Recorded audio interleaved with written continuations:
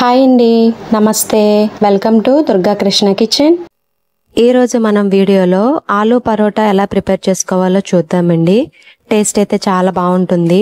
Morning బ్రేక్ఫాస్ట్లోకైనా పిల్లల lunch బాక్స్లోకైనా చాలా తక్కువ టైంలో మనం దీన్ని ప్రిపేర్ చేసుకోవచ్చు. మన ఛానల్ని చాలా వరకు సబ్స్క్రైబ్ చేసుకోకుండా చూస్తున్నారండి. దయచేసి సబ్స్క్రైబ్ చేసుకోండి. అలానే ఈ వీడియో గనక మీకు నచ్చినట్లయితే ప్లీజ్ లైక్ చేయండి, షేర్ చేయండి, కామెంట్ కూడా చేయండి. ఇంకా లేట్ చేయకుండా ఆలూ పరోటా తయారీ విధానం ఎలాగో చూసేద్దాం.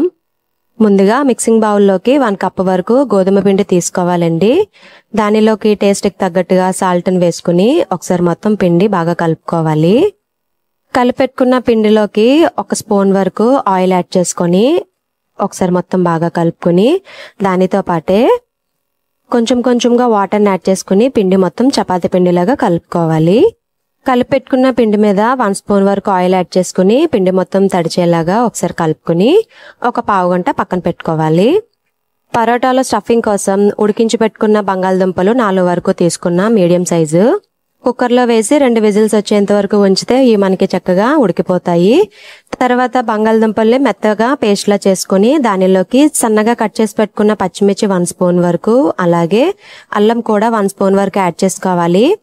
పీసెస్ అనేది చాలా సన్నగా కట్ చేయాలండి, అప్పుడే బాగుంటుంది. దీనిలోకి టేస్ట్కి తగ్గట్టుగా సాల్ట్, దానితో పాటే పావు టీ స్పూన్ కి కొంచెం తక్కువలో జీలకర్ర పొడి, అలానే పావు టీ స్పూన్ వరకు ధనియాల పొడి, పావు టీ స్పూన్ వరకు కారం, చిన్నగా తరిగిన కొత్తిమీర 1 టీ స్పూన్ వరకు, 1 స్పూన్ వరకు నిమ్మరసాన్ని యాడ్ చేసుకుని ఒకసారి మొత్తం బాగా కలుపుకోవాలి. మనకి స్టఫింగ్ అనేది ప్రిపేర్ అయిపోయిందండి. ఇప్పుడు పరోటా ప్రిపరేషన్ చూద్దాం. పావు గంట తర్వాత అండి. చూసారు కదా, మనకి పిండి అనేది స్మూత్ గా అయ్యింది. ఇప్పుడు చిన్నగా 2 చపాతీల్లాగా చేసుకోవాలండి. కొంచెం మీడియంగా, మరీ దలసరి కాదు, మరీ పలుచన కాదు. బాగా పలుచగా చేసేస్తే స్టఫింగ్ పెట్టిన తర్వాత చేసినప్పుడు మనకి స్టఫింగ్ అనేది బయటకు వచ్చేస్తుందండి. అలానే మరీ దలసరిగా చేయకూడదు. ఇలా 2 చిన్న చపాతీల్లాగా ప్రిపేర్ చేసుకున్న తర్వాత ఒక దాని మీద వీడియోలో చూపిస్తున్న విధంగా స్టఫింగ్ ని పెట్టుకోవాలి. స్టఫింగ్ వేసిన తర్వాత స్పూన్ తో మొత్తం ఒకసారి ఇలా స్ప్రెడ్ చేసుకోవాలి. తర్వాత దాని మీద రెండో చపాతీని వేసి వీడియోలో చూపిస్తున్న విధంగా ఫింగర్స్ తో ఇలా అంచులు అనేది ప్రెస్ చేయాలి. ఇలా చేయడం వల్ల మనకి 2 చపాతీలు బాగా అంటుకుంటాయి, స్టఫింగ్ కూడా బయటికి రాదు. ఇలా ప్రెస్ చేసిన తర్వాత గోధుమ పిండిని చల్లుకుంటూ చాలా నెమ్మదిగా చపాతీలాగా చేసుకోవాలి. మీరు ఫాస్ట్ గా కనుక చేసేస్తే మనకి స్టఫింగ్ అనేది బయటకు వచ్చేస్తుంది. అలా కాకుండా చాలా స్లోగా స్ప్రెడ్ అయ్యేలాగా చేస్తే సరిపోతుంది. చూసారు కదా, మనకి స్టఫింగ్ అనేది బయటకే కనిపించట్లేదు. ఎంత బాగా వచ్చిందో పరోటా అనేది. ఇప్పుడు ఇంకో రకం చూద్దామండి. వేరే చపాతీని తీసుకుని ఇలా స్టఫింగ్ పెట్టుకుని వీడియోలో చూపిస్తున్న విధంగా మోమోస్ లాగా తయారు చేసుకుని దీన్ని కూడా చపాతీలాగా చేసుకోవచ్చు.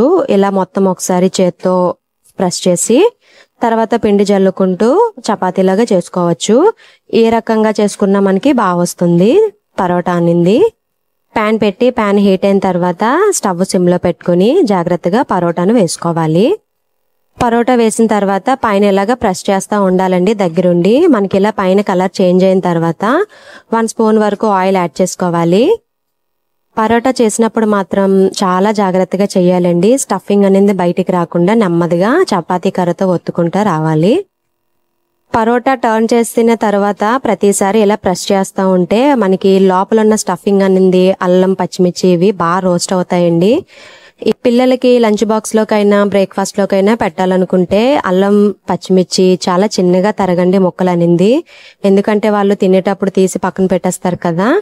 అదే మీరు ముక్కలు అనేది సన్నగా తరిగి వేస్తే అందులో కలిసిపోతాయి. తినేటప్పుడు కూడా చాలా బాగుంటుంది. అసలు కారం అనిపించదండి, చాలా చాలా బాగుంటుంది. పిల్లలు అయితే చాలా ఇష్టంగా తింటారు. చూసారు కదా, మనకి ఆలూ పరోటా అనేది రెడీ అయిపోవచ్చింది. అవసరమైతే లైట్ గా ఆయిల్ యాడ్ చేసుకున్నా బాగుంటుంది. కాకపోతే పరోటాను టర్న్ చేసిన ప్రతిసారి ఇలా పైన ప్రెస్ చేస్తూ ఉంటే మనకి అంతా బాగా ఫ్రై అవుతుంది. చూస్తుంటేనే భలే ఉంది కదండి. టేస్ట్ అయితే చాలా చాలా బాగుంది. దీన్ని మనం ఇలా ఉత్తినే తినేయచ్చండి. ఒక 2 తినేసరికి మనకి కడుపు నిండిపోతుంది, అంత బాగుంటుంది. టొమాటో కెచప్తో ఒకసారి ట్రై చేయండి, చాలా చాలా బాగుంది టేస్ట్ అనేది. అంతేనండి, రెడీ అయిపోయింది ఆలూ పరోటా. టేస్ట్ అయితే సూపర్ ఉంటుంది. చాలా తక్కువ టైంలో ప్రిపేర్ చేసుకోవచ్చు కదా. మీరు తప్పకుండా ట్రై చేయండి. మరి ఈ వీడియో మీకు నచ్చిందని అనుకుంటున్నా. మీకు గనుక ఈ వీడియో నచ్చినట్లయితే ప్లీజ్ లైక్ చేయండి, షేర్ చేయండి, కామెంట్ చేయండి.